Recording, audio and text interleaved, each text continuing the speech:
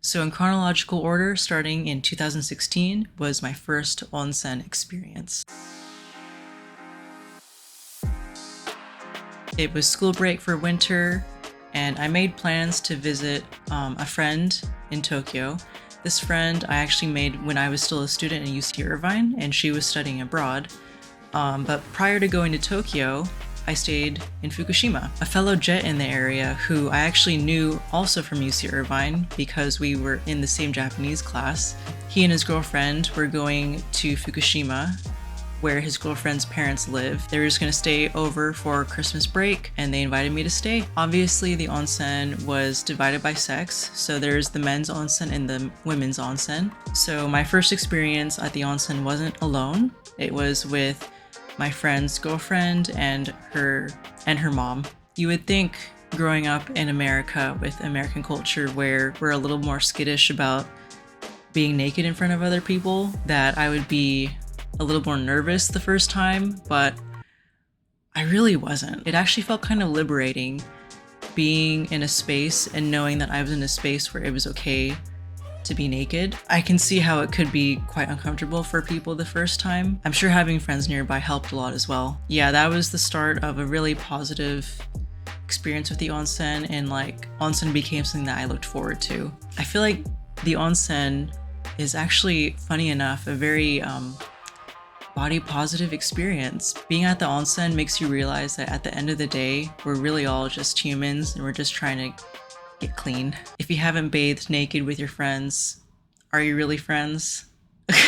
The second most memorable moment I had on the JET program was 2017, my first international flight from Japan. So I was going to Korea to visit my friend Mary, who I mentioned in a previous video. She was living in Seoul at the time, and I decided that since Korea and Japan are so close together, why not take advantage of the short flight and the airfare to just see my friend Mary? So aside from actually going from LAX to Japan to go to the JET program, going from Japan to Korea was technically my first time flying international by myself. I was leaving from Aomori Airport, and the reason why this experience is so memorable is because I'm pretty sure I stalled the flight. I'm pretty sure I'm the reason the flight ran a little bit late because I didn't know that departure time and boarding time were different. I got to the airport at a pretty reasonable time. I did the security checks and everything. I was waiting in like the upper lobby where the gates are, and it didn't occur to me that I was looking at my ticket time, and then, oh my god, I don't know what happened. I thought the departure time, I don't know. I'm pretty sure I was the last person to board the plane. What made things worse is that when I decided to go into the gate, I still had to fill out those immigration forms, and the immigration officer was like shocked that this person on this flight was just now coming to the immigration. So he was kind of like, he was both telling me to like fill this form and to please kind of like hurry. And then when I finally got onto the plane and seeing that everyone was already seated, like I realized my mistake. That was really memorable because it was embarrassing. Rest assured, from that moment on, I knew the difference between departure and boarding time. So it's all good. I'm not gonna be that person who stalls the plane ever again. The next most memorable moment I had in Japan on the JET program was the Nambu tour. So a really quick geography lesson. I was placed in Hirosaki City in Aomori Prefecture. There are two major sides of the prefecture, east and west. The west region where I live was Tsugaru, and the east area was Nambu. So in 2018, I went on a tour of Nambu. It was some sort of tour that Aomori, like the Aomori Tourism Agency, was trying to push or like refine, I think. And they invited a bunch of jets from both sides, from both Tsugaru and Nambu, to convene in Aomori City and then spend the next like 2 or 3 days in each other's regions to learn about each other's regions. So that was really cool because, I mean, given that jet's still a job, you're still spending like 40 hours, technically 35, like at school, like being able to like say like I'm on a business trip to visit the other side of the prefecture was pretty awesome. What made it better is that the tour guide was a really good English speaker. So it just made me realize how valuable it could be to have someone who knows your language and also knows the region. Like, this is something that I really want to like talk about and elaborate more further in maybe future videos, but honestly, living in Japan made me appreciate geography a lot more. I think because in like Southern California, it's so dry and a lot of the landscape is just kind of like brown or gold if you want to be a little bit more euphemistic about it. But seeing Japan's really lush nature and like having a sense of the four seasons, and then having a tour guide explain how the geography and like the mountains in this region made these crops easier to cultivate, which shaped what types of like food people would make back in the day, and how those foods created a history and a culture that still exists today. Like, all of it was pretty profound for me to really understand. Like, this is something that you're supposed to learn in like 10th grade world history, but I didn't fully understand it until I was there. Like, the Nambu region wasn't really a good place to grow rice compared to Tsugaru, where there's lots of rice fields. So instead of rice, they cultivate a lot of wheat. And from the wheat, they made these sort of like biscuits that were also added to like the Nambu soups. And like this was like a vital source of sustenance in the early ages of Japan. I don't know, tours like that, if you're able to do that at your home country, like, I would seriously recommend them, because you start to kind of connect the dots of history and food and cultures. Okay, on to the second half of the list. It was around 2019 that I got really into Golden Kamuy. And Golden Kamuy is like a very mature, like, wartime manga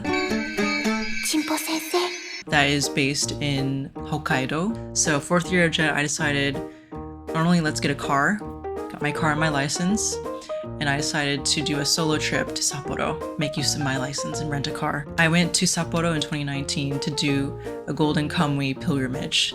So there was like a stamp rally happening where if you go to the places in Hokkaido that are featured in Golden Kamuy, you can get like not only like physical stamps, but also like virtual stamps. I think it was just virtual stamps. But yeah, I rented a car. I also rented an Airbnb for a week. I don't think I realized just how countryside my choices were until I had to drive there. This Airbnb that I chose was so countryside, so inaka, that the nearest conveni to my Airbnb was a 30-minute car ride. But anyway, I got there. It was a really quaint Airbnb. I had spent like 2 hours driving, so I really had to go pee. I went to the bathroom. I lifted the cover seat of this Toto toilet, and I realized that it's not a Toto toilet. It was a pit toilet. I looked down into the toilet bowl and realized there was no toilet bowl. It was just a deep, dark pit into the ground. I looked up my Airbnb listing to check if like I had been forewarned. Turns out I was, and I just didn't see it. I've used toilets in the Philippines, and no offense, but like, they're not the best experience. But this one was like a whole new, like, ooh, I don't know about this. Sitting on what looks like a normal toilet, and then you feel like the cold draft of air from like the underground air, and then like TMI. Okay, I have to say it. We need to say it because it was part of the experience, but like, I took a poo, and then like 2 hours later, like after I went out to do like my Golden Kamuy pilgrimage and I came back, I was like, oh, I need to use the bathroom again. And then like, I lifted the toilet and like all of a sudden flies came out from the pit. Having that toilet at my otherwise really nice Airbnb just kind of made me anxious to use the toilet at all. Did I have dark thoughts of a snake possibly crawling up that toilet or a spider crawling up that toilet? Yes, I did. Did any of that happen? Thankfully, no. Also in 2019, about 2 months after Hokkaido, I went back to Hokkaido. I went to Hakodate specifically. 2019 was actually kind of a big year for me on Jet. And it's almost sadly poetic that it all happened before COVID. But after my Golden Kamuy pilgrimage, I went back to Hakodate, this time with a bunch of newbies, a bunch of little kohai, people who I still affectionately call the kids, because that's what they were. Just a new batch of Jets who were in Hirosaki as well. And during the newcomers orientation, I made the grand mistake of telling everyone that I just got a car and I was really into traveling. And I made this open invitation of like, if any of you want to like travel with me, like hit me up. And then some of the new ALTs for Hirosaki like very quickly followed up on me on that, like within 5 minutes of me saying that in front of everyone. And then just one of them was like, hey Straya, like, are you going anywhere soon that like I can come along with? And I was like, oh, I'm actually thinking of going to Hakodate. And then so he asked if he can go. I said yes. And then like everyone around him asked if they can go. I roped in the other regional leader, who was also my friend.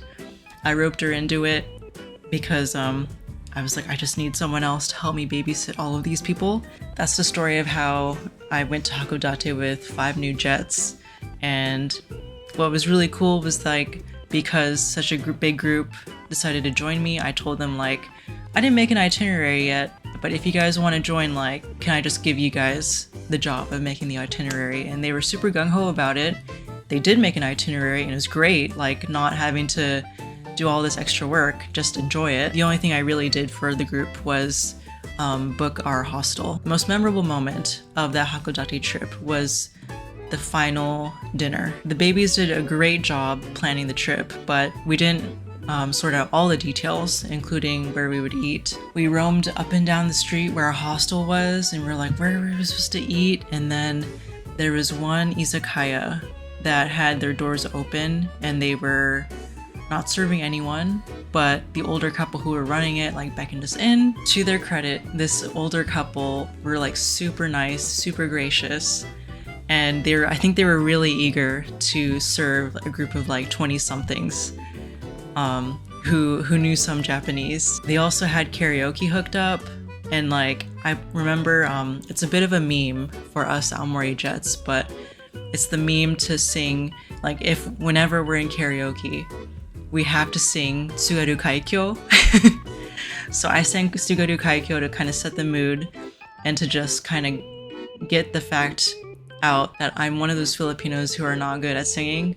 I just like sang because it's like, why not? Yeah, it was just overall a really good mood, really good vibe. And we were a little bit shocked at how, like, when I say dirty izakaya, it was like the food was not the most pristinely presented, but we ate it anyway. We ate what we could. But yeah, it was just a really funny moment of like us just kind of winging it. And last for this list of memorable moments is the Tsugaru tour. I toured the other side of the prefecture 3 years prior to this. So in 2021, it was my chance. We were just sort of starting to come out of the deep COVID isolation. We were still wearing masks, but we were still trying to get back into regular tourist activity. Hirosaki City was trying out a new course of tourism that they wanted to kind of beta test. So they asked the 3 of us to try it out because it would be a tour in English. Again, I mean, like everything I said earlier in this video about learning about geography and its connection to culture, the same thing happened for this tour. It's just kind of crazy how it took 5 years for me to finally get an English tour of the place where I was living. We have this beautiful inactive volcano called Iwaki. In Japanese, this would be Iwaki-san. And it's the same type of volcano as Mount Fuji. So locally, it's like nicknamed the Fuji of Tsugaru. Iwaki Mountain is where we would ski and snowboard in the winter. It's a great place to hike. So I know that Mount Fuji, even though I've never actually hiked it, like I know it's like not just a hike, it's like a proper climb. from Mount Fuji.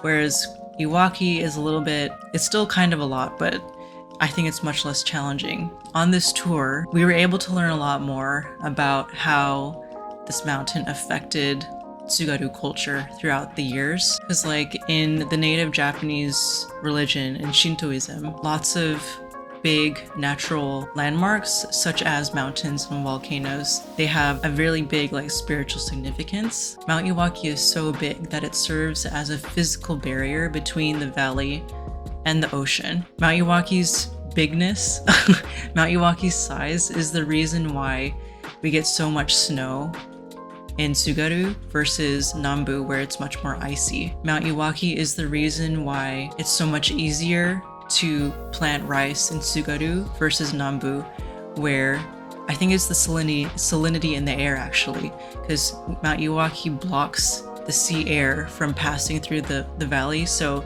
the salinity levels in the air make it much more viable to plant rice in Tsugaru, whereas Nambu, there was too much salt in the air, so they had to plant wheat. Mount Iwaki is the reason why Tsugaru is able to produce such good sake as well. So the water that they use in Tsugaru sake is like fresh spring water from the mountain tops when the snow melts. At some point while I'm here in New Zealand, I have to take a similar type of tour so I can learn how the geography of New Zealand affected its like ancient and early cultures and how it affects us still today. So yeah, those are the 6 most memorable moments I had in Japan as part of the JET program, and none of them had to do with teaching. If you liked this video, make sure to like, subscribe, and comment. If you're also a former JET, I would love to know if your list of memorable moments coincide with mine, or you have something else completely different that still resonated with you. See you next time.